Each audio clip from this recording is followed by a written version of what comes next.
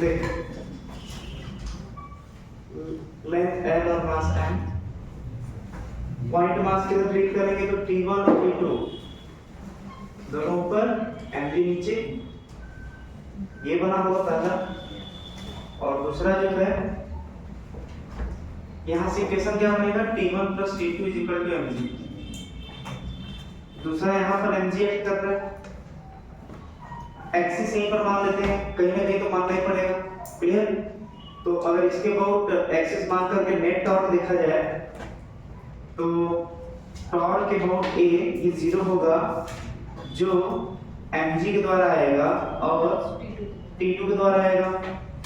एक इधर की तरफ दे रहा है, मान लेते हैं पॉजिटिव, एक इधर की तरफ देगा इस एक्सिस के अबाउट, इसको ले लेंगे नेगेटिव, प्लस माइनस।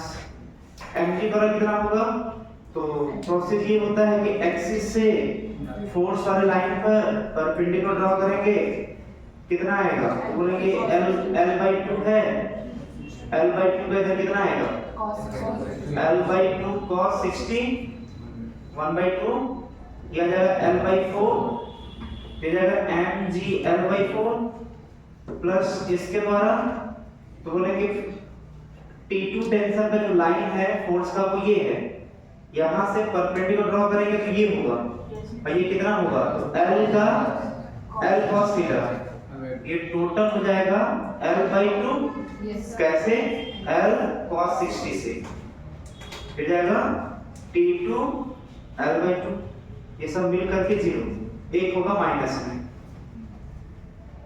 बाकी यहां से ये 2 आ जाएगा, तो T2 = mg/2 आ गया क्या, ये आ रहा है, तब तो T1 भी mg/2 आ जाएगा। कितना बच्चों का आया है आंसर, 4। ठीक है, नोट कर लीजिए, फिर आगे बढ़ते हैं।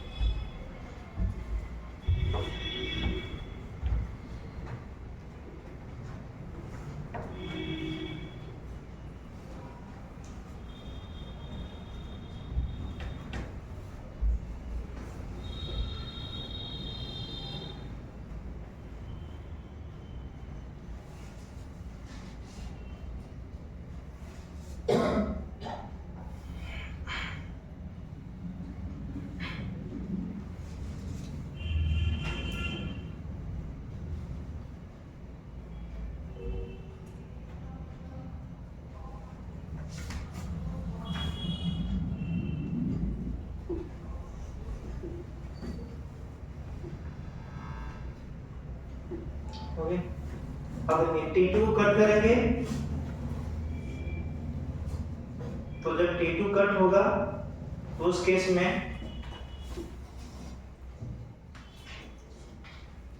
इस तरीके का डायग्राम है, तो नेट टॉर्क इसके बहुत जो है, जो कि एंगुलर एक्सेलरेशन पूछ रहा है, तभी आएगा जब टॉर्क आ जाएगा और मोमेंट ऑफ इनर्शिया आ जाएगा, तो एंगुलर एक्सेलरेशन भी आ जाएगा। टॉर्क किसके अबाउट निकालेंगे, तो जो कि इसी एक्सिस के अबाउट ये रोटेट करेगा कुछ इस तरीके से अल्फा से, तो मोमेंट ऑफ इनर्शिया क्या होगा, F2 बाई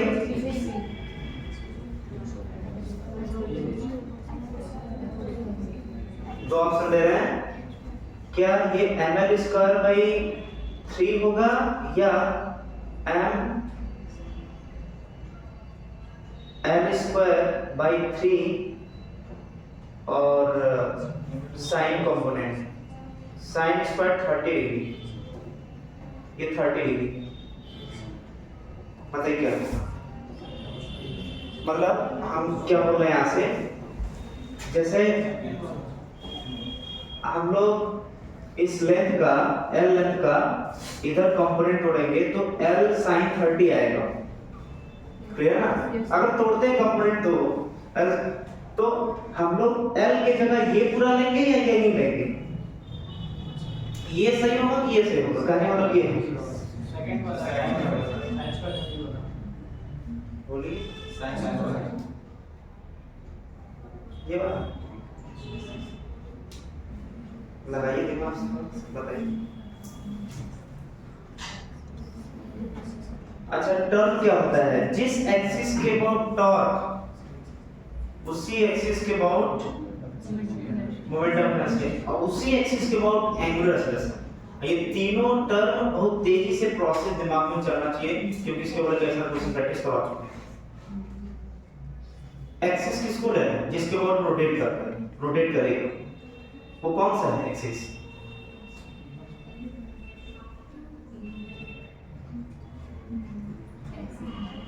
प्रैक्टिकली सोच के देखिए कि कैसा मोशन इसका होगा, कैसा मोशन करेगा, ऐसा मोशन करेगा, ऐसा मोशन करेगा, ऐसे मोशन करेगा ना। तो जब वो यहां से ऐसे मोशन करेगा तो इसके मोशन का प्लेन कौन सा है, इसके मोशन का प्लेन कौन सा है, ये वर्टिकल प्लेन है। तो हमेशा जो एक्सिस होता है वो मोशन प्लेन के परपेंडिकुलर होता है, मतलब जो एक्सिस हमें ये लग रहा है वो एक्सिस नहीं है, एक्सिस प्रैक्टिकली ये है, वो इसके अबाउट रोटेट करेगा, क्लियर ना। और जब इसके अबाउट रोटेट करेगा तो हम ये टोटल लेंथ लेंगे ना, इसके अबाउट रोटेट करेगा तो हम लोग ये लेंगे, ये होगा। जो बच्चा ये बोल रहा था वो ये सोच के बोल रहा था, अब दिमाग में आ गया, तो आ गया क्या कि ये एक्सिस हो गया। पर कैसे हो गया भाई, एक्सिस मानने से पहले फिर दिमाग कहीं और जाना चाहिए कि एक्सिस मानते किसको है, कि जो मन में है वो बोल दिया, जो मन है बोला नहीं आता है, पहले सोचा जाता है जो बोल रहे हैं उसका रीजन क्या है, रीजन में गया तो तुरंत पता चलता है कि हम गलती कर रहे हैं, ठीक है। तो इसका मतलब ये नहीं लेंगे, ये नहीं लेंगे, ये लेंगे। तो ये तो हमें पता चल ही गया, बस टॉर्क पता चल जाए तो आंसर आ जाएगा। टॉर्क कैसे निकालेंगे, तो उसका एफडी बनाएंगे, इसका एफडी बनाएंगे तो एमजी किधर लगेगा, नीचे। और ये मतलब हो गया, इसको मिटा देना, ये मतलब ऐसा गलती नहीं होगा ना, तो मतलब इसको ध्यान दीजिएगा अपना, तो इसको हटा देना, एमजी नीचे 60 डिग्री, तो लेंथ का कितना आ जाएगा L/4, वही जो वहां था, अंतर नहीं है, वही आएगा टॉर्क, तो आ जाएगा टॉर्क इक्वल टू mgL/4, वही होगा। अब वो तो हट ही गया है बेचारा, जो कट गया, क्लियर। और इसको रख दीजिए, आंसर आ गया। क्या हो गया बताइए आंसर, ये आ गया alpha equal to torque equal to mgL/4, I equal to ml square by 3 चला जाएगा ऊपर, L से L कैंसिल, M से M कैंसिल, यहाँ से 3g बाई 4l, नोट करें क्या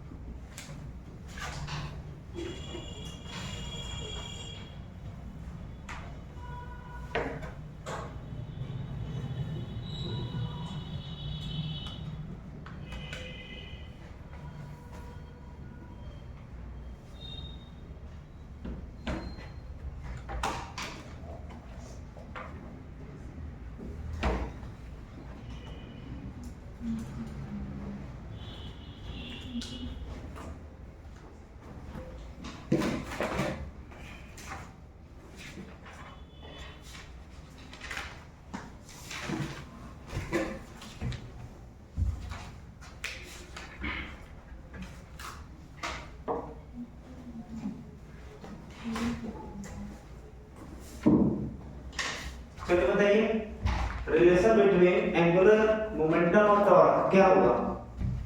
टॉर्क और एंगुलर मोमेंटम में रिलेशन क्या होगा? जो बताएंगे हाथ उठाएं, फिर हम पूछें उन बच्चों से। एंगुलर मोमेंटम और टॉर्क में रिलेशन क्या होगा? हाथ उठाइए।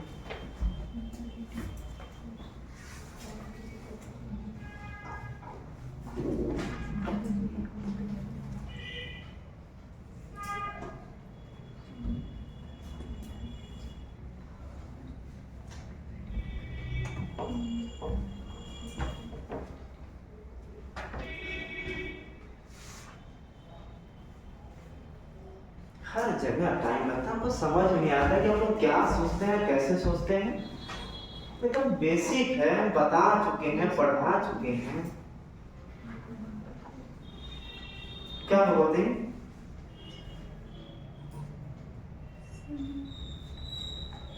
क्या हुआ सोचिए?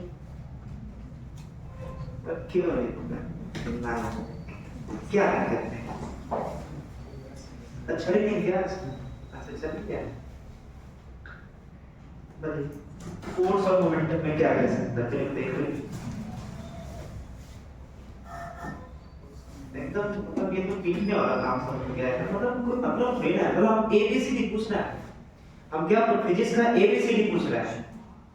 इतना पूरा परफॉर्मेंस नहीं होना चाहिए।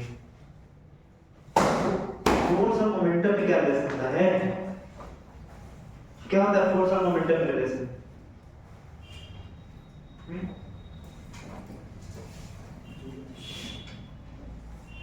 टेंशन नहीं होता है कि बता क्यों नहीं पाते? बताइए क्या होता है? F is equal to delta V by T. बताइए बेसिक बेसिक चीजें। हाँ कोई मतलब एबीसीडी हम पूछ रहे हैं भाई। न्यूटन्स लॉ पढ़ाया गया फोर्स और मोमेंटम रिलेशन। टेस्ट में शुरुआत में नंबर कम आए कबूल है, मतलब ठीक है, कोई दिक्कत नहीं है। लेकिन अगर अंदर से मजबूती नहीं है और अंदर से अगर जवाब जल्दी नहीं मिल रहा है तो कॉन्फिडेंस जल्दी गिराना शुरू करता है ना।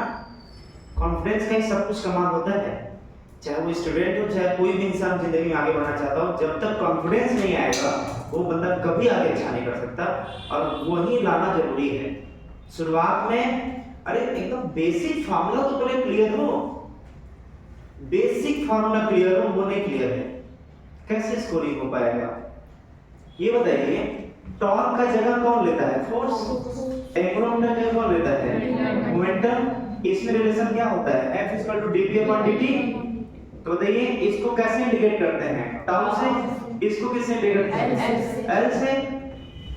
तो टॉर्क = dl/dt। तो जो वहां वो यहां क्या फर्क पड़ता है बताइए?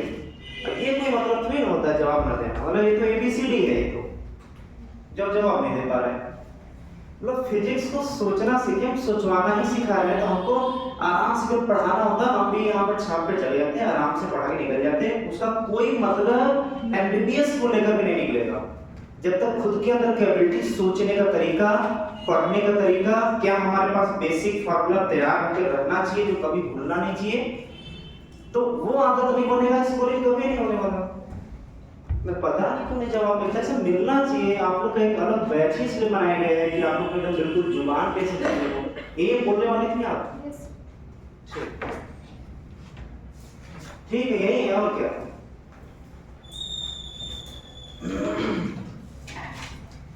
दूसरा पॉइंट सोचिए, बताइए एंगुलर मोमेंटम कब कंजर्व होगा? रीजन के साथ पूछे तो आप रीजन भी बताइए कि ये रीजन है मोमेंटम, एंगुलर मोमेंटम कंजर्व होगा। बताइए कब कंजर्व होगा? बोलिए। हाँ, जब सिस्टम के ऊपर एक्सटर्नल टॉर्क क्या लगे? 0, तो सिस्टम का एंगुलर मोमेंटम। कितने बच्चे हाथ में लगाएंगे? रीजन कि क्यों ऐसा हम बोल रहे हैं, कंजर्व क्यों होगा? मैथमेटिकली हमें प्रूफ करना है, मैथमेटिकली हमको आंसर देना। बताइए।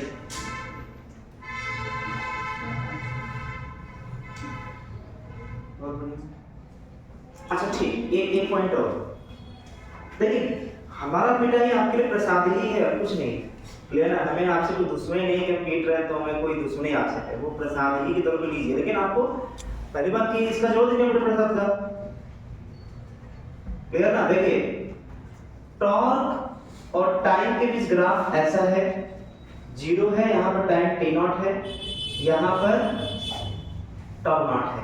क्लियर, इसका एरिया क्या है?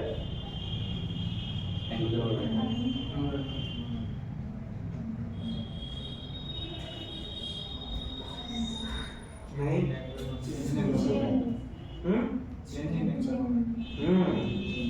क्या देगा ये बताइए, ft का ग्राफ का एरिया क्या देता था? चेंज इन मोमेंटम या इंपल्स भी बोलते थे। ऐसा नहीं कि इंपल्स क्वेश्चन पूछ लिया तो बेहोश हो गए क्योंकि हमको तो चेंज इन मोमेंटम बताया गया था, दोनों मतलब एक ही है। तो बताइए टॉर्क वर्सेस टाइम का एरिया क्या देगा? तो या तो बोले चेंज इन एंगुलर मोमेंटम देगा या फिर एंगुलर इंपल्स देगा। जहां इंपल्स वहां एंगुलर वर्ड जुड़ जाएगा। एक अपने आंसर को बना लीजिए, उसी का एनालॉगस है, तो आपको ज्यादा टेंशन न झेलना पड़े, उसी के यहाँ पर इस चैप्टर को समाप्त कर लें। एक पोर्शन को जो काइनेमेटिक्स वाला पोर्शन है, एनालॉगस में ही काइनेमेटिक्स का पोर्शन समाप्त हो जाएगा। क्लियर ना, उसे दिमाग बहुत जोर नहीं देना, एक जगह काम कर चुके हैं आप लोग हैं 1D 2D और 1 न्यूटन लॉ में, उसी को यहाँ पे यूज करेंगे। तो बस, तो ये भी हो गया। अब बताइए जैसे टॉर्क जो है वो 80 के मतलब टाइम के फंक्शन में टॉर्क दिया हुआ है और इनिशियल टॉर्क 0 है, t 2 सेकंड पर टॉर्क क्या होगा? वो लीनियर एंगुलर मोमेंटम क्या होगा? एंगुलर मोमेंटम 2 सेकंड पर एंगुलर मोमेंटम क्या होगा? क्या करेंगे? प्रोसेस बताइए, बताइए क्या करेंगे?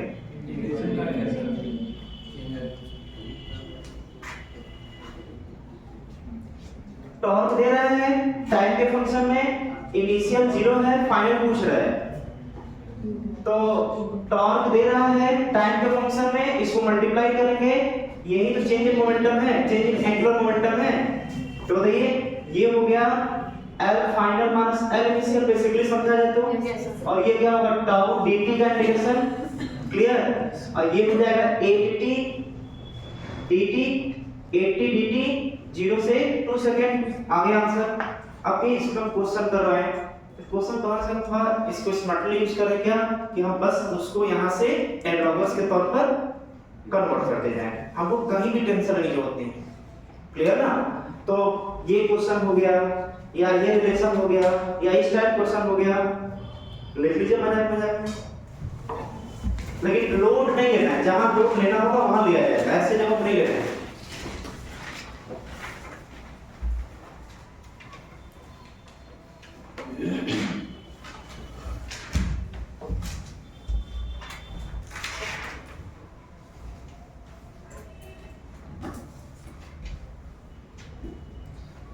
टॉर्क वर्सेस टाइम का ग्राफ का एरिया जो है एंगुलर इंपल्स या चेंज इन एंगुलर मोमेंटम देता है। पहला पॉइंट ये नोट करिए। दूसरा, अगर ऐसा क्वेश्चन पूछा तो इंटीग्रेशन यूज करेंगे।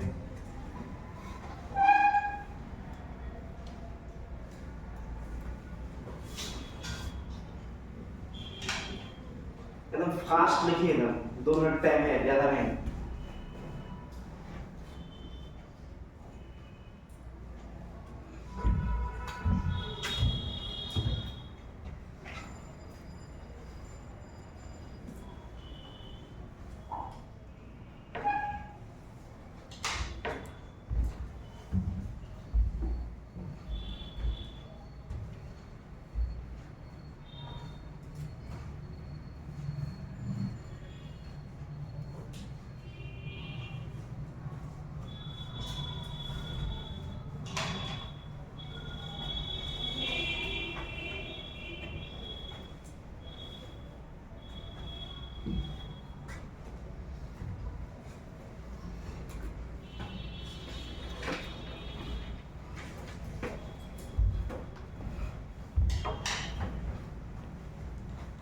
हो गया?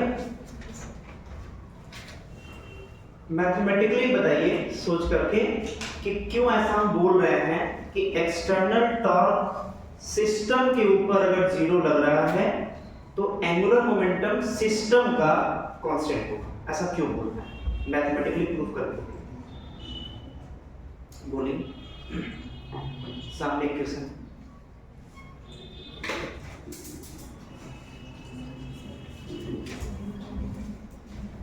क्लियर हो गया?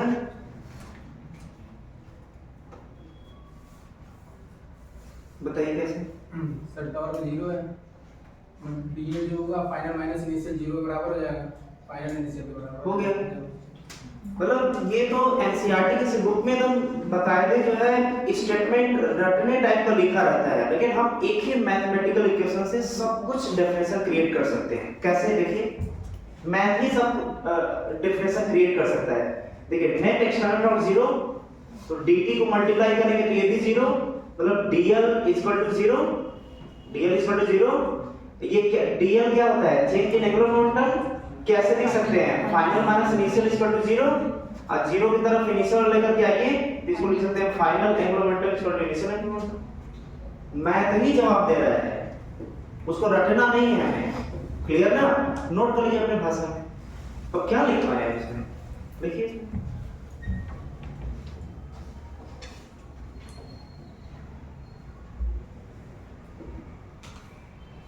इसको लिख चुके हैं ना, रिलेशन लिख चुके हैं ना।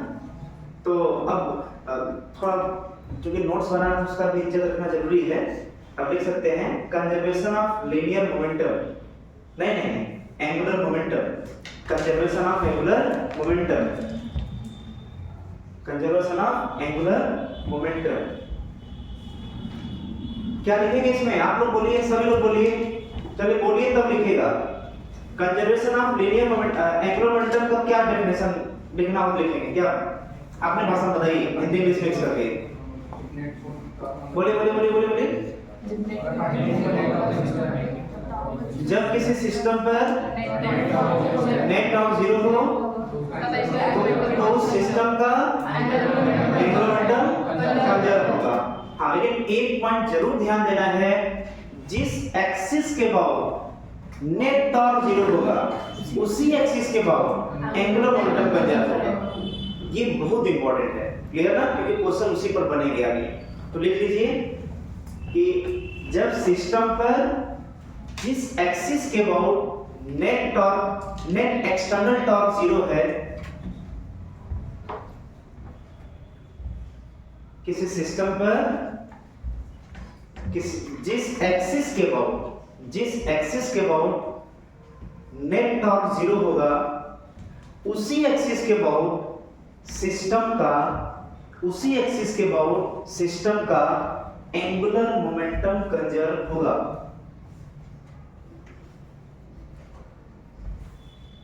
जिस एक्सिस के बाउंड सिस्टम पर नेट एक्सटर्नल टॉर्क 0 होगा उसी एक्सिस के बाउंड एंगुलर मोमेंटम कंजर्व होगा, उसी एक्सिस के बाउंड।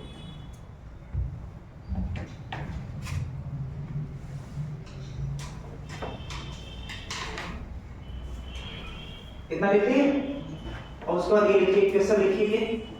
ये क्वेश्चन लिख करके उसमें लिख दीजिए कि नेट एक्सटर्नल इक्वल टू 0, तो dl इक्वल टू 0, तो l final mass l initial equal to 0, l initial equal to l final. It means angular momentum conserve. यानी क्या है? Angular momentum conserve.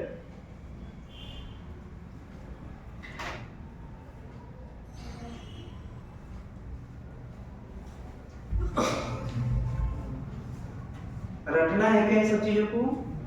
रटेंगे? नहीं रटना है, सब मैथ्स से हम क्रिएट कर सकते हैं।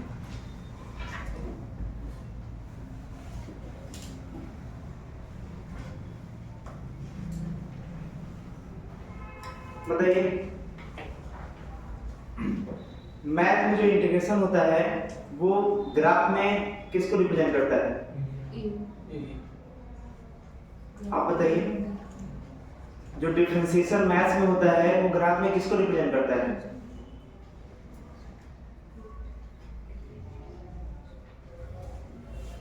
जहां जहां ऐसा फॉर्मूला जहां पर डिफरेंशिएशन के फॉर्म में होगा, जैसे बैठिए dl/dt ये है। तो हम लोग यहाँ पर जो डिफरेंशिएशन वाला है, जो ऊपर है वही y एक्सिस पर होगा और जो नीचे यहाँ पर है वो x एक्सिस पर होगा। तो इसके बीच जो भी ग्राफ बनेगा उसका जो टेंजेंट होगा, टेंजेंट मतलब ये अगर थीटा है तो जो इसका tan थीटा होगा इसी को टेंजेंट बोलते हैं। tan थीटा स्लोप, क्लियर ना। तो यहाँ पर जो है जो tan थीटा होगा वही टॉर्क देगा। तो ये अगर हम जैसे हम नहीं बता रहे थे इसको, ये नहीं बता रहे थे ना, तो हम ये उम्मीद करते हैं इस बैच से कि अगर हम ये चीज नहीं भी बता रहे हैं तो आपको आना चाहिए। क्लियर। अगर हम नहीं भी बता रहे हैं, टॉपिक छोड़ रहे हैं, तो ये शुरुआत में बता दिया गया है कि डिफरेंशिएशन का जगह ग्राफ में टेंजेंट लेता है। क्लियर ना।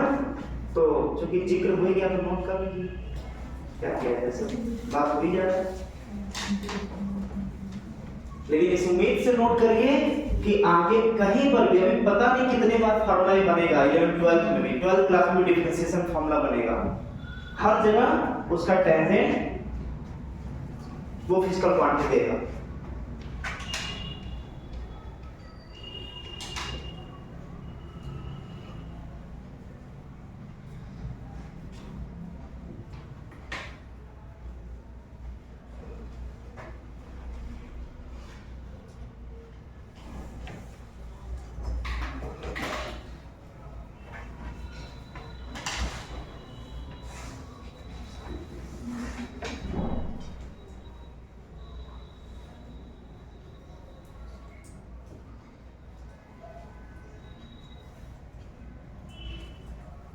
अब देखिए एंगुलर मोमेंटम कंजर्वेशन लॉ का जो हम लोग प्रैक्टिकल में जो प्रैक्टिकली हम लोग विजुलाइज करते हैं प्रैक्टिकल लाइफ में, एक तो देखिए ये है जैसे कोई जो है स्विम करता है, जो स्विमर होता है वो किसी हाइट से ऊपर से ऐसे वो नीचे जंप करता है वाटर में।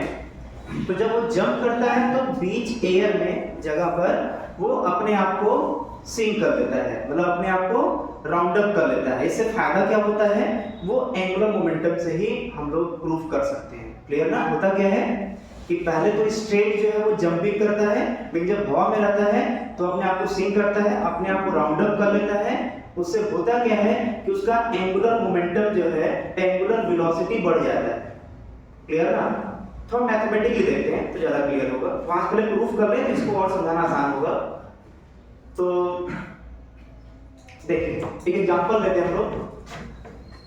जैसे कोई पर्सन है,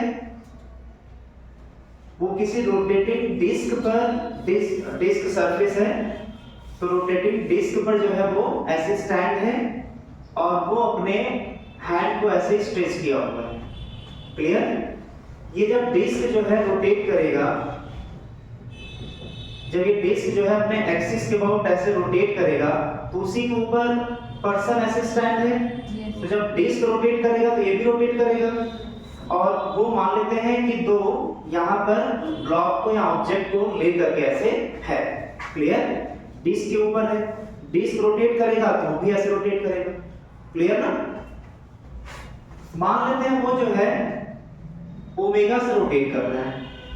ठीक। ये प्रैक्टिकली विजुलाइज कर पा रहे हैं ना कि कैसे घूम रहा होगा। अब वो किया क्या कि रोटेट कर तो रहा ही है, फिर वो जो दोनों ब्लॉक अपने हाथ में ऐसे स्ट्रेच किया हुआ है, फिर उसको वो ऐसे सिंक कर रहा है। क्लियर। ऐसे वो अपने हाथ को सिंक कर रहा है, टर्न कर रहा है ऐसे। तो उसका जो रोटेशन है वो बढ़ेगा या घटेगा, वही रहेगा। बताइए।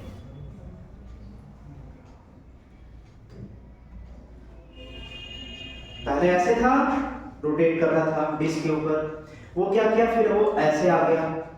तो उसका रोटेशन जो ऐसे से रोटेट कर रहा था, क्या वो तेजी से रोटेट करेगा वो, या ये जैसे रोटेट कर रहा था उससे धीरे धीरे रोटेट करेगा? मतलब रोटेशन घट जाएगा ओमेगा या बढ़ जाएगा या वही रहेगा? इसका जवाब मिलेगा हम लोग को एंगुलर मोमेंटम कंजर्वेशन लॉ से। कैसे देखते हैं, देखिए जैसे यहां पर जो बॉडी का रोटेशन हो रहा है, मतलब इस पर्सन प्लस ब्लॉक पूरी सिस्टम का रोटेशन हो रहा है, वो किसके अबाउट, किस एक्सिस के अबाउट रोटेशन हो रहा है? तो बोलेंगे इसी एक्सिस के अबाउट रोटेशन हो रहा है। यही एक्सिस है जो यहां से पास करेगा, यहां से उसी अबाउट पूरा बॉडी जो है वो रोटेट करेगा। यहां तक क्लियर है? तो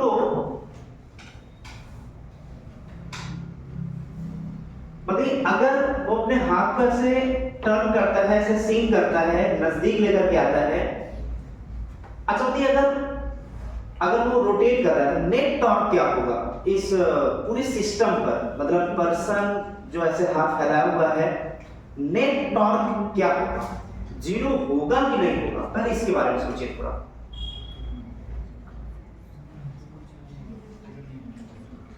वो मतलब हाथ फैलाया हुआ है, हाथ फैलाया हुआ है, अब रोटेट कर रहा है। इमेजिन आराम से कर सकते हैं आप। नेट टॉर्क क्या होगा उस पूरे सिस्टम पे?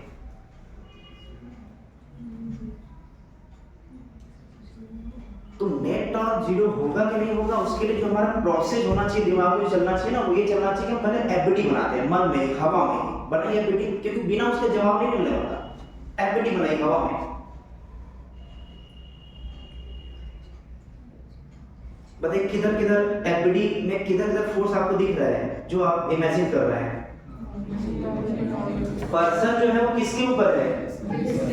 डिस्क कैसे रोटेट कर रहा है? अपने एक्सिस के अबाउट डिस्क रोटेट कर रहा है, अपने एक्सिस के अबाउट डिस्क रोटेट कर रहा है, और उसी के ऊपर मैन स्टैंड है।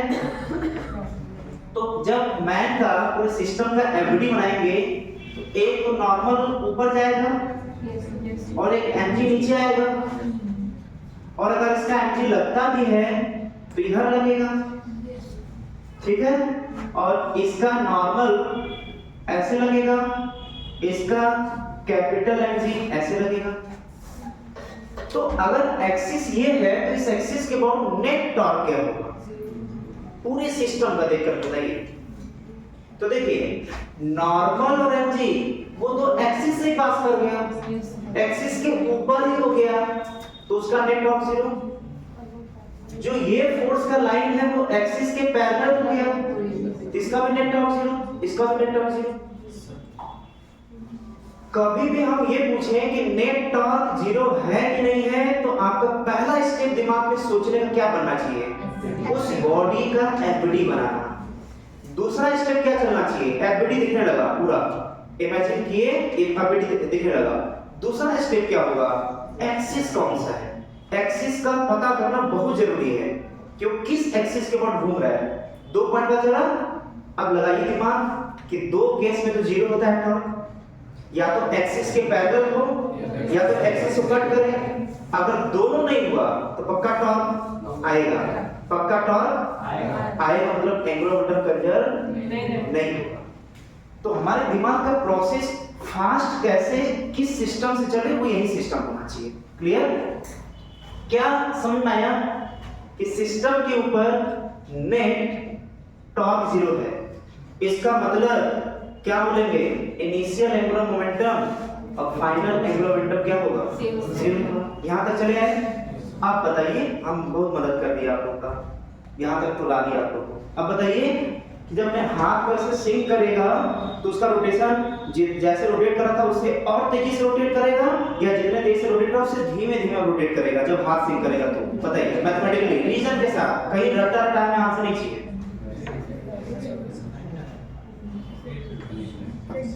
चलिए कितने लोग तेज घूमना शुरू कर देगा? हाथ उठाइए। एक बच्चा सोच पाया, लगाइए ना, 1 मिनट टाइम है, 1 मिनट 60 सेकंड का लगाइए ना।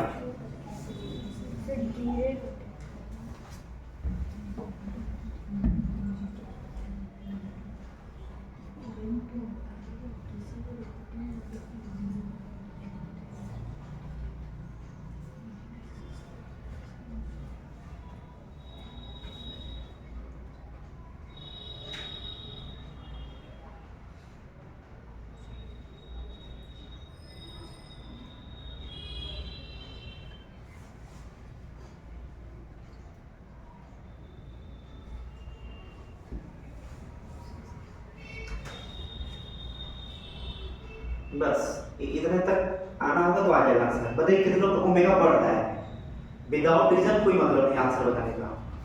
एक बच्चा। कितने ओमेगा घट रहा है, बहुत बढ़िया। कितने वही रहेगा, अच्छा ऐसे भी होंगे, बहुत बढ़िया। देखिए हम सिस्टमेटिक से छुआ रहा है। अच्छा जिसका आंसर सही है पहले पूछ लें, बताइए।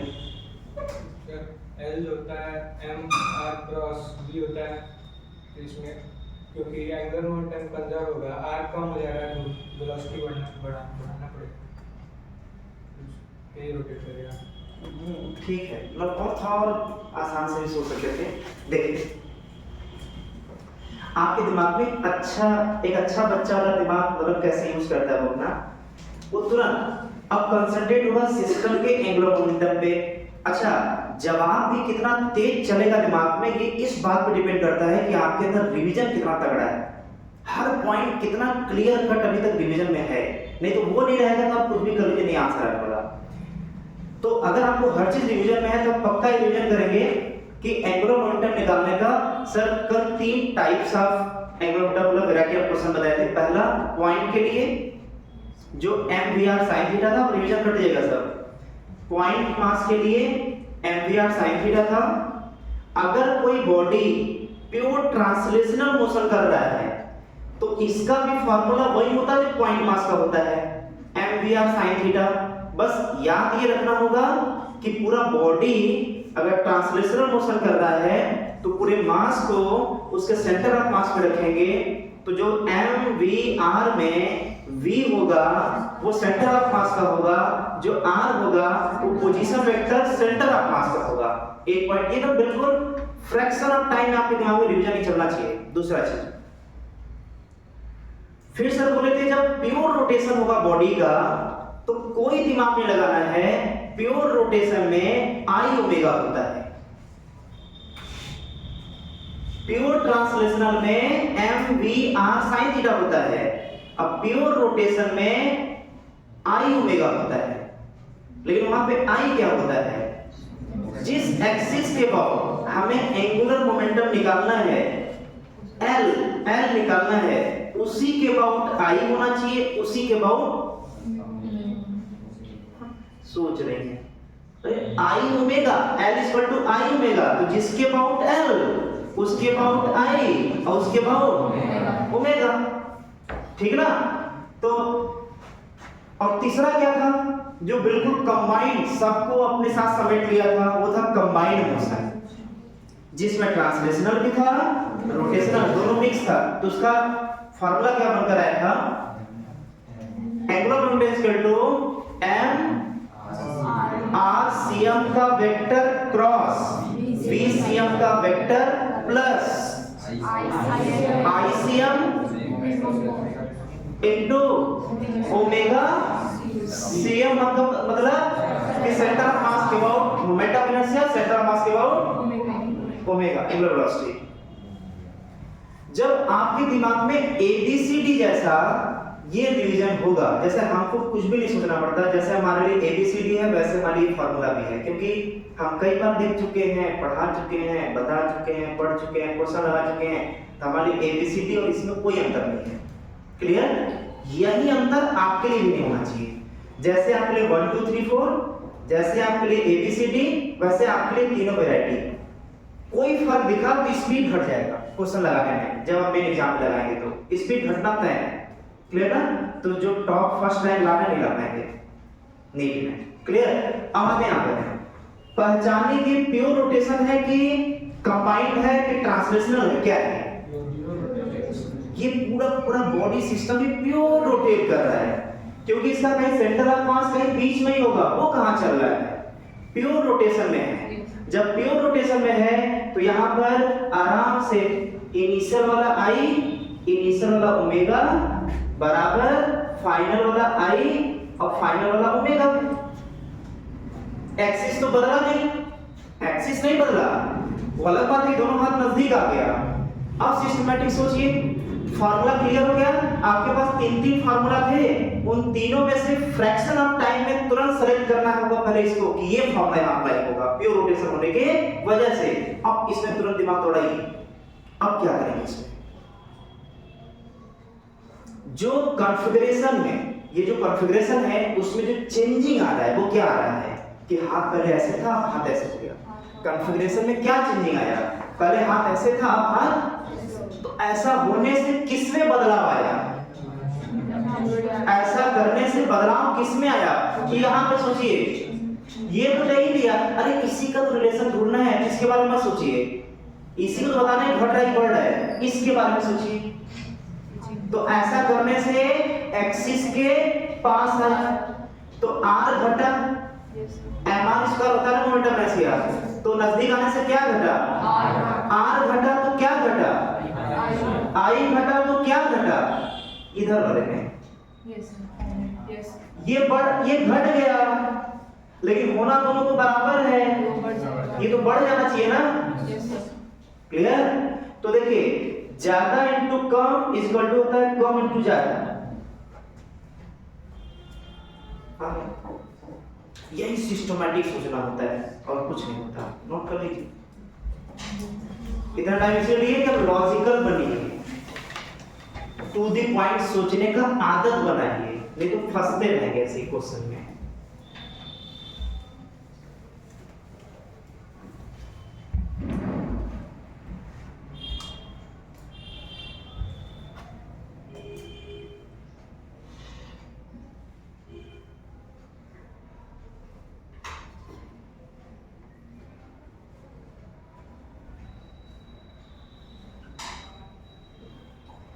I will decrease करेगा when hands fold, when hands fold, जब हैंड को फोल्ड करेंगे तो I डिक्रीज करेगा,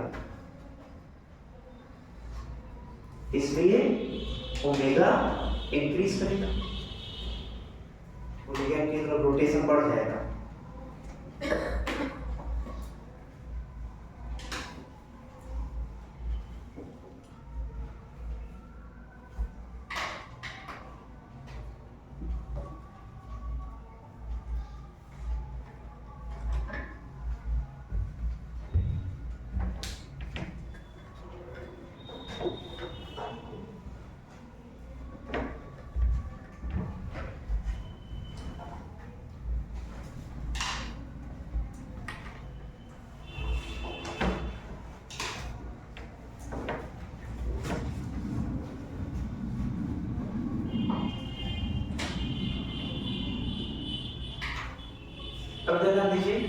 हो गया ना?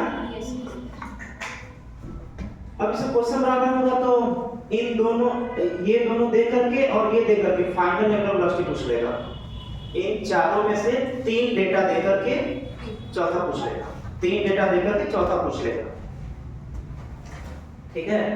अच्छा, ये तो स्पेशल टॉपिक के तौर पर हम पढ़े थे, 2-3 लेक्चर पढ़े थे आई निकालने का तरीका, तो इसमें कोई दिक्कत नहीं होना चाहिए। ये क्वेश्चन दिया ही रहेगा तो कहीं दिक्कत नहीं है, तो सॉल्यूशन में कोई दिक्कत नहीं होगा। नेक्स्ट देखिए।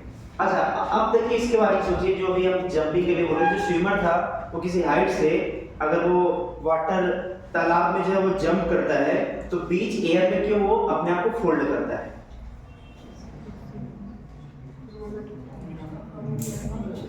अपना रोटेशन बढ़ाने के लिए करता क्या है, जैसे अपने को फोल्ड करता है, अगर सिंक करता है तो जिस मतलब किसी एक्सिस के अबाउट वो रोटेट कर रहा होगा, वो जैसे अपने को फोल्ड किया तो उस एक्सिस से पूरा मास नजदीक चला गया, जैसे पूरा मास नजदीक आ गया तो आई बढ़ गया, नहीं ना? हाँ, तो यस सर क्यों बोल रही है समझ में? आई क्या हो गया? घट गया। आई घटा तो क्या बढ़ गया? आप कभी देखते हो कि जो जंप करता है कोई पर्सन तो बीच में जब अपने आप को फोल्ड करता है तो उसका रोटेशन बढ़ जाता है। क्लियर ना? उसका रीजन ही होता है।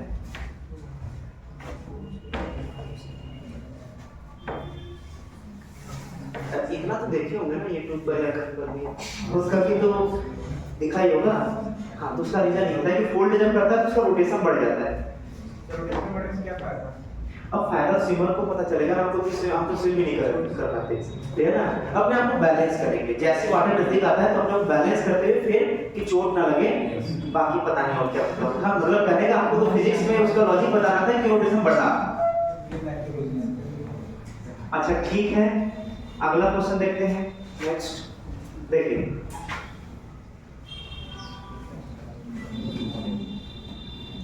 एक डिस्क जो है वो अपने एक्सिस के अबाउट ओमेगा से घूम रहा है। ये डिस्क है जिसका रेडियस r मास m है, ठीक है, ये ओमेगा से घूम रहा है। नहीं, इसका मोमेंट ऑफ इनर्शिया I1 ले लेते हैं, I1। अब ये क्या, इसके ऊपर जो है एक छोटा रेडियस का या छोटा डिस्क जो है ऐसे जेंटली आराम से उसके ऊपर रख देते हैं, जेंटली प्लेस्ड कर देते हैं। क्लियर? तो अच्छा, इसका मोमेंट ऑफ इनर्शिया कितना है? I2 है। तो क्वेश्चन लिख लीजिए पहले,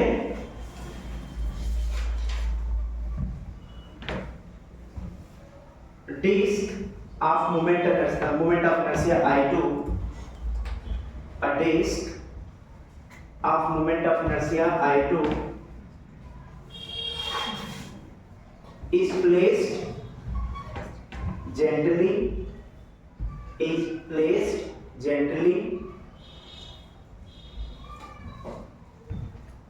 on rotating disk of moment of inertia, on rotating disk of moment of inertia I1 rotating disk of the moment of inertia I1 as shown in figure,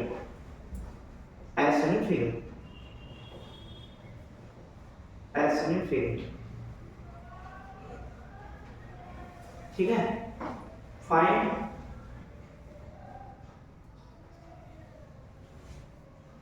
final angular momentum, find final angular velocity of, find final angular velocity of combined system, find final angular velocity of combined system। Practically visualise कर सकते हैं। देखिए एक disc कैसा है, इधर देखिए एक डिस्क कैसे रोटेट कर रहा था, ये रोटेट कर रहा है किसके अबाउट? अपने सेंटर ऑफ मास से जो एक्सिस पास कर रहा है परपेंडिकुलर, उसके बटे से रोटेट कर रहा है। एक दूसरा डिस्क क्या किया, उसको जेंटली उसके ऊपर प्लेस कर दिया। ये रोटेट कर ही रहा है, ये रोटेट कर ही रहा है, उसके ऊपर जेंटली प्लेस कर दिया। तो कुछ मैकेनिज्म ऐसा हो कि बाद में ये पता चलेगा कि दोनों एक साथ फिर रोटेट करेंगे विदाउट रिलेटिव स्लिपिंग। दोनों फाइनली एज ए यूनिट दोनों एक बन जाएंगे और एक साथ रोटेट करेंगे विदाउट रिलेटिव स्लिपिंग। उनको कोई रिलेटिव स्लिपिंग नहीं, इसलिए बोलते हैं फाइनल, लिखे होंगे वहां पे फाइनल एंगुलर वेलोसिटी पूछे होंगे। फाइनल मतलब कि जब रिलेटिव स्लिपिंग बंद हो जाएगा।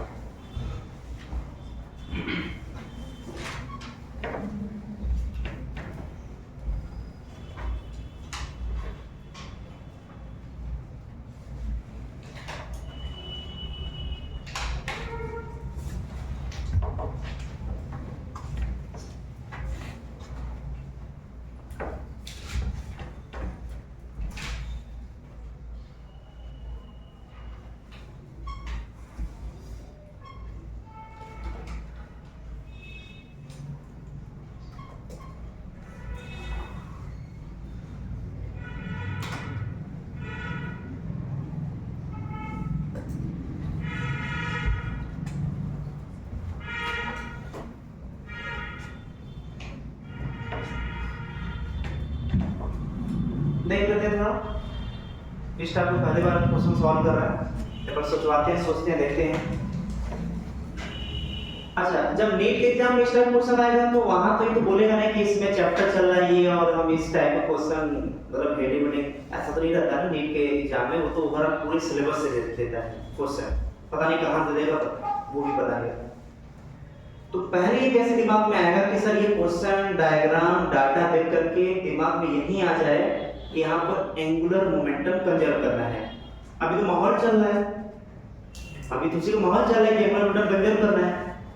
तो देखिए जहां पर मास और वेलोसिटी दे करके फिर बाद वाला कोई वेलोसिटी पूछे तो वहां पर हमारे पास मास इनटू वेलोसिटी मतलब मोमेंटम ही तो है, बाकी है क्या? तो अब जैसे बाद में यहाँ एंगुलर वेलोसिटी का मतलब काइनेमेटिक्स में वेलोसिटी नहीं सुना, पूरा बात नहीं सुना, दिमाग बाहर भी जा रहा है, अंदर इधर सुनिए।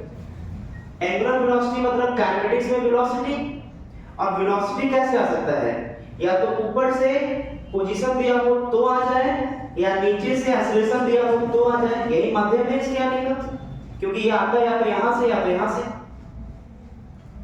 अब ये आने का मतलब क्या, कुछ फोर्स दे तो ये ना दे, इसके लाने से ये आ जाए, या पोजीशन के बारे में कुछ जिक्र करे तो आ जाए।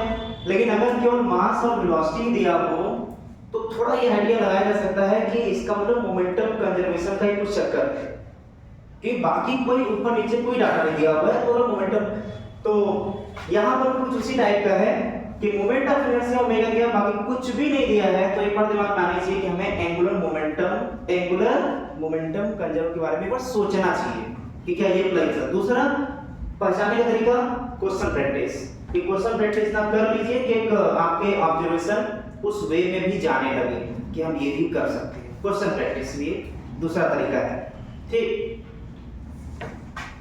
अब बताइए इसको प्रैक्टिकली थोड़ा सोचिए इसमें। अब जैसे ये जो है डिस्क मान सकते हैं, इसको हम रेक्टेंगुलर नहीं मानेंगे, इसको डिस्क मान सकते हैं, डिस्क कैसे रोटेट कर रहा है, ठीक है। अब जो दूसरा डिस्क इसके ऊपर आ रहा है वो तो रेस्ट में है, ये वाला तो रेस्ट में है, और ये चल रहा है, तो जब ये इसके पास आएगा तो इनके बीच रिलेटिव स्लिपिंग होगा, क्योंकि ये रेस्ट में इसके साथ टच में आया और ये चलते उसके साथ टच में आया। तो देखिए ये भी डिस्क है, ये भी डिस्क है, ये भी डिस्क है। अब हुआ क्या, ये चल रहा है और ये इसका टच में आया, तो जब ये चल रहा है और ये टच में आया तो इसके बीच रिलेटिव स्लिपिंग होगा, और जहां पर रिलेटिव स्लिपिंग होगा तो वहां पर जो है ये मान कर चलिए कि रिलेटिव स्लिपिंग में फ्रिक्शन आ सकता है। अच्छा हमने स्मूथ है कि नहीं है ये जिक्र नहीं किए थे हम, तो ये जो है हम ये मान के चलेंगे फ्रिक्शन होगा। पहले हम फ्रिक्शन का पूरा मैकेनिज्म समझ जाते हैं तो स्मूथ वाला भी आप अपने दम पे सोच सकते हैं। हम पहले फ्रिक्शन को लेकर चलते हैं प्रैक्टिकली। तो अब बताइए कि जब इसके बीच रिलेटिव स्लिपिंग होगा तो रिलेटिव स्लिपिंग में क्या जनरेट होता है, फ्रिक्शन, कौन सा वाला, काइनेटिक। तो रिलेटिव स्लिपिंग में काइनेटिक फ्रिक्शन जनरेट हुआ। अच्छा देखिए इसके ऊपर, इस डिस्क के ऊपर हम ये सेंस बता रहे हैं, देखिए ये ऐसे रोटेट कर रहा है और इसके ऊपर रख रहे हैं, तो बताइए ये अगर डिस्क होगा तो इसके ऊपर force, friction force, kinetic friction force किधर लगेगा, जब ये इधर रोटेट करेगा तब, बताइए। अब सोचिए ये है, तो हम सोचते कहां से हैं, जिसके पास वेलोसिटी होता है ना वहां सोचना शुरू करते हैं, क्लियर। तो जब ये ऐसे रोटेट कर रहा था तो पक्का फ्रिक्शन इसके रोटेशन को अपोज करेगा, तो जब इधर घूम रहा था तो फ्रिक्शन इधर लगाएगा, मतलब फ्रिक्शन इधर लगेगा, तो एक्सिस के अबाउट फ्रिक्शन का टॉर्क आएगा। सोच के देखिए टॉर्क आएगा क्या, यहां पर देखिए डायग्राम से बताते हैं। देखिए अगर यहां पर देखें, मान लीजिए ये भी, अब हम अच्छा तो टॉप व्यू देखते हैं, टॉप व्यू मतलब यहां से देखते हैं, हम साइड से नहीं देखते हैं, नहीं क्लियर नहीं होगा। अगर टॉप व्यू होगा तो यहाँ पर ये ऐसे होगा, और जो दूसरा डिस्क हम रखने जा रहे हैं वो ये होगा। अब समझिएगा ध्यान से, रखने से पहले अब ये एक्सिस है, ये ओमेगा ऐसे होगा, तो अगर हम यहाँ पर बात करें, इस पॉइंट की बात करें तो वेलोसिटी इधर होगा, ओमेगा अगर ऐसे है तो एक्सिस से r डिस्टेंस पर वेलोसिटी किधर होगा, ऐसे होगा। अच्छा वेलोसिटी ऐसे होगा तो फ्रिक्शन फोर्स ऐसे लगेगा, लेकिन किस पर, काइनेटिक फ्रिक्शन, लेकिन किसके ऊपर, तो दोनों पर नहीं भाई, डायरेक्शन किसके ऊपर, ये काइनेटिक फ्रिक्शन किसके ऊपर। अच्छा ये पॉइंट कहां है, प्रैक्टिकली ये पॉइंट कहां है, उन दोनों डिस्क के बीच में है। बड़े वाले डिस्क के ऊपर जब छोटा वाला डिस्क रख रहे हैं तो ये जो पॉइंट है वो उन दोनों के बीच में है।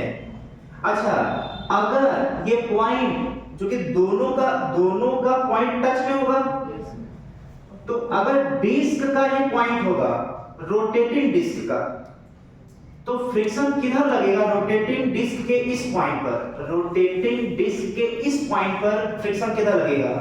तो रिलेटिव वेलोसिटी के, रिलेटिव मोशन के अपोजिट। ये कार्टेशियन का पहचान होता है। तो बताइए, अगर हम बात करें, अगर इस डिस्क, छोटे वाले डिस्क के ऊपर, तो जो यहां पर ए पॉइंट है वो यहां पर ए पॉइंट होगा, यहां पर ए पॉइंट होगा, यही था। इसी को हम बाहर निकाल दिए, इसको बाहर निकाल दिए। तो अब बताइए इसके ऊपर फ्रिक्शन किधर लगेगा? न्यूटन थर्ड लॉ से इधर लगेगा, तो इससे होगा। अच्छा, ये केवल एक ऐसा पॉइंट नहीं होगा, इसका सरफेस और इसका सरफेस जहां पर ओवरलैप करेगा, जहां पर कॉमन कांटेक्ट में आएगा, कॉमन कांटेक्ट में ये पूरा आ रहा है, ये वाला पोर्शन तो कॉमन कांटेक्ट में नहीं है, वो तो बाहर निकल गया। कॉमन कांटेक्ट में कौन होगा? ये वाला पोर्शन। तो बोलेंगे इसमें इनफाइनाइट पॉइंट है कॉमन पॉइंट में, और उन सभी इनफाइनाइट पॉइंट पर इस टाइप के फ्रिक्शन फोर्स टेंजेंशियली, जैसे यहां पर वेलोसिटी बात करें तो वो ऐसे होगा, तो इसका टेंजेंशियली इधर फ्रिक्शन फोर्स, यहां पर वेलोसिटी ऐसे होगा, नहीं अच्छा ऐसे रोटेट कर रहा है तो ऐसे होगा। एक मिनट, यहां पर कैसा वेलोसिटी होगा? ऐसे, क्योंकि ओमेगा ऐसे है। यहां पर वेलोसिटी कैसे होगा? ऐसे रोटेट कर रहा है, तो वेलोसिटी ऐसे होगा। यहां वेलोसिटी ऐसे होगा, तो फ्रिक्शन फोर्स उसके जस्ट अपोजिट होगा। जिस सेंस में ओमेगा है उसी सेंस में वेलोसिटी आता है ना, तो उसके जस्ट अपोजिट में क्या कुछ इस टाइप का फ्रिक्शन फोर्स यहां पर आ जाएगा? टेंजेंशियल हर जगह।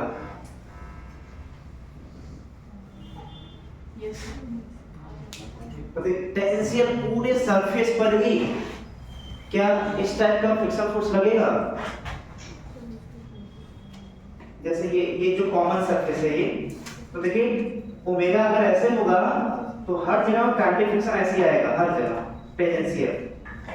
चाहे किसी भी पॉइंट की बात करें, इस एक्सिस से सब परपेंडिकुलर डिस्टेंस पर होंगे।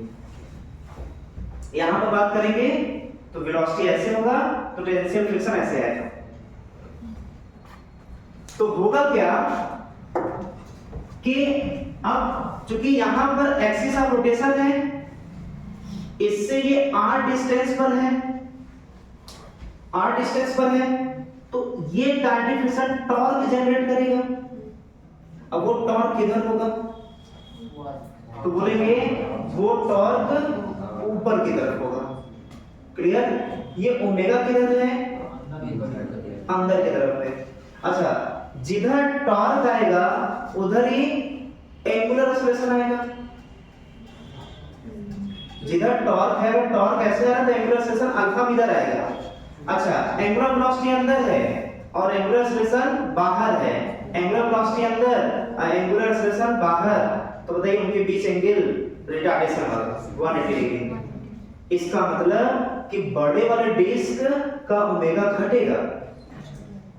अच्छा, उसके बाद आते हैं छोटे वाले डिस्क पर। इस पर क्या होगा? अच्छा, क्या एक्सिस से हर जगह काइनेटिक फ्रिक्शन ऐसे लगेगा? हर किसी भी पॉइंट पर बात करें तो काइनेटिक फ्रिक्शन ऐसे लगेगा हर जगह। अब बताइए एक्सिस से सभी परपेंडिकुलर ही डिस्टेंस है। अगर परपेंडिकुलर ड्रॉ करें तो बताइए छोटे वाले डिस्क पर फ्रिक्शन फोर्स की वजह से जो टॉर्क जनरेट होगा वो किधर होगा? देखिए ये टॉर्क किधर जनरेट कर रहा है सर? अंदर की तरफ।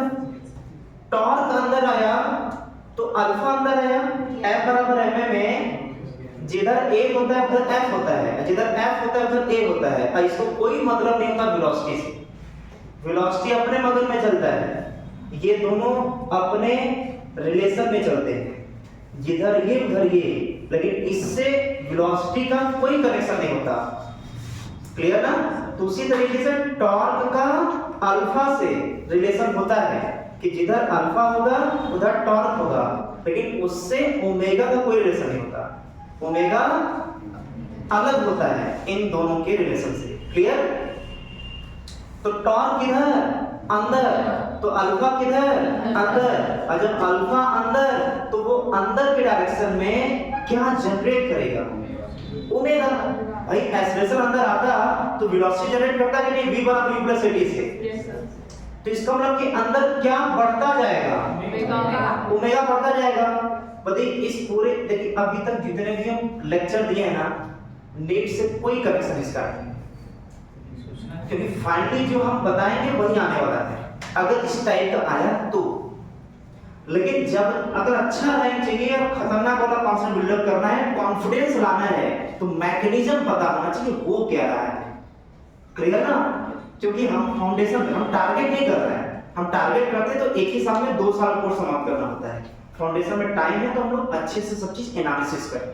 हमें क्या पता चल रहा है यहाँ से कि ये ओमेगा घट रहा है और इसका ओमेगा बढ़ रहा है, इसका किसी फिक्स वैल्यू से ओमेगा घट रहा है, इसका 0 से ओमेगा बढ़ रहा है।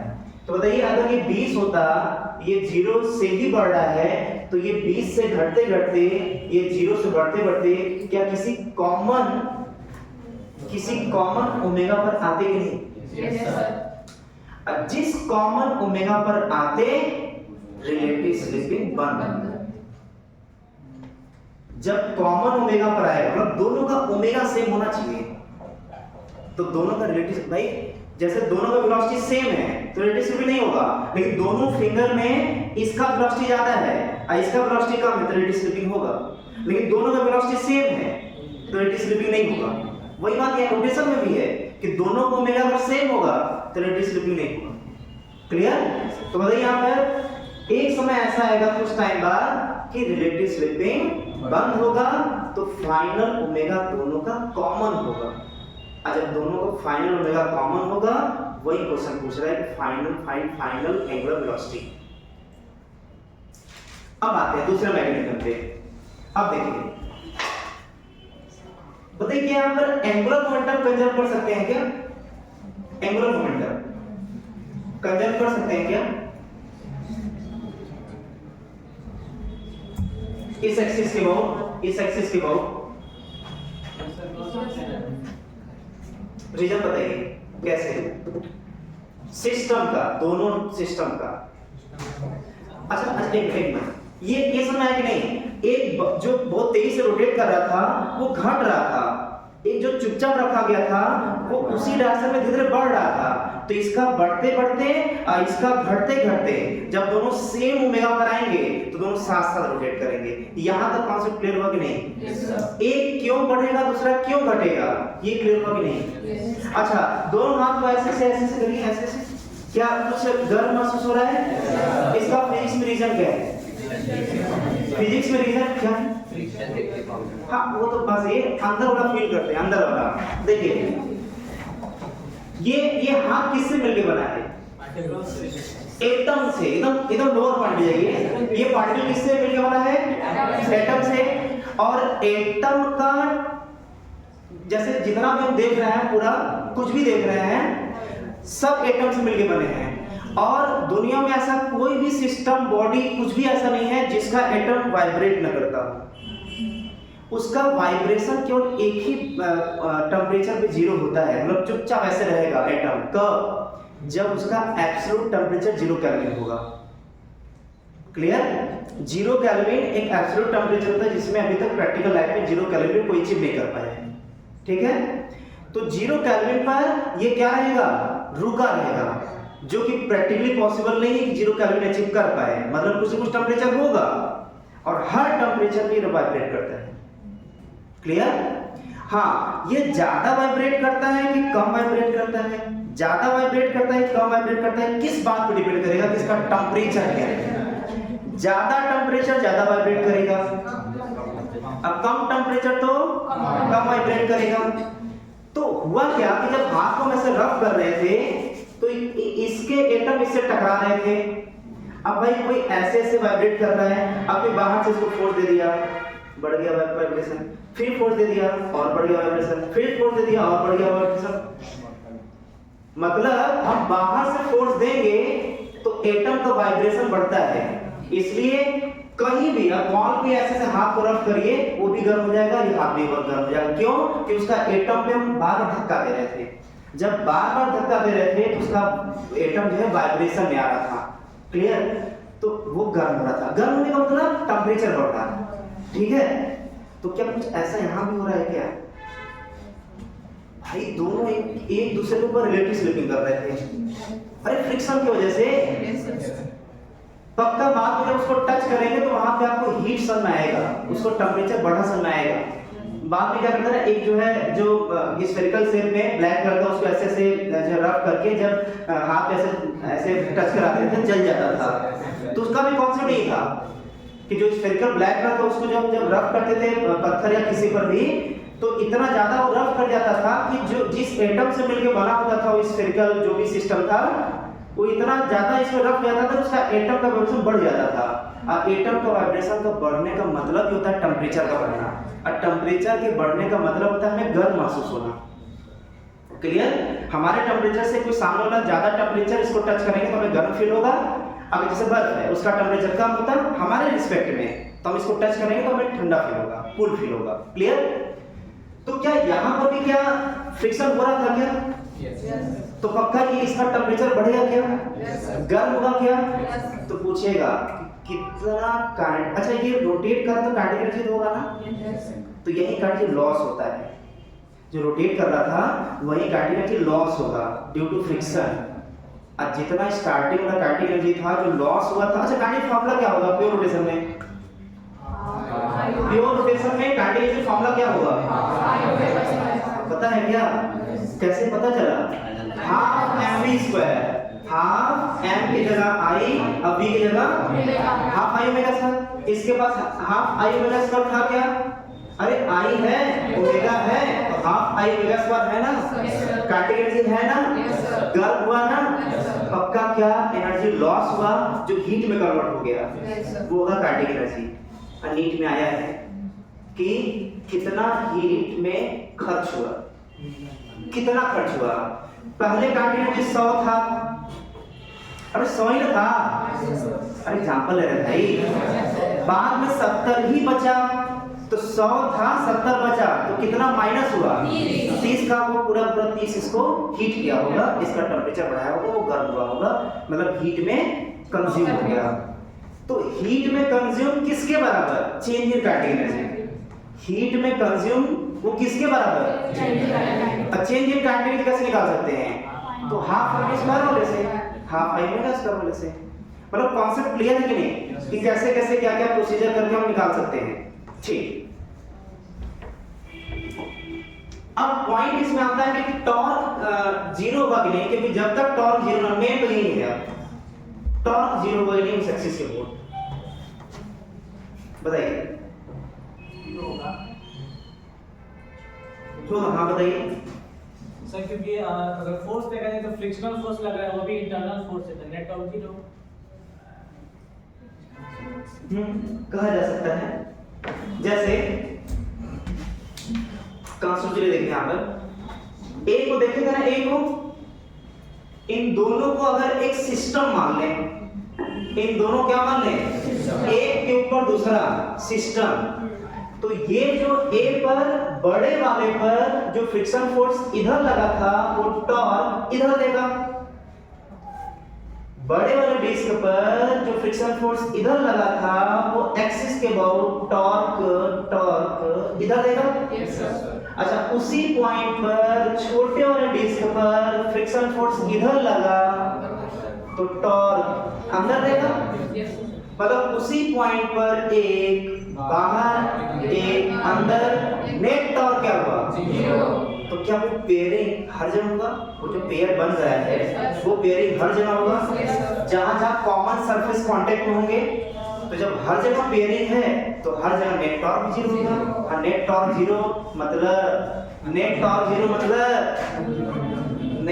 जीरो मतलब इनिशियल आई ओमेगा 1, अच्छा दो है ना, तो दोनों का इनिशियल I1 ओमेगा 1 इनिशियल वाला प्लस दूसरे वाले का I2 omega 2 is equal to इसका फाइनल वाला I1 omega 1 final plus I2 omega 2, लेकिन कौन सा फाइनल?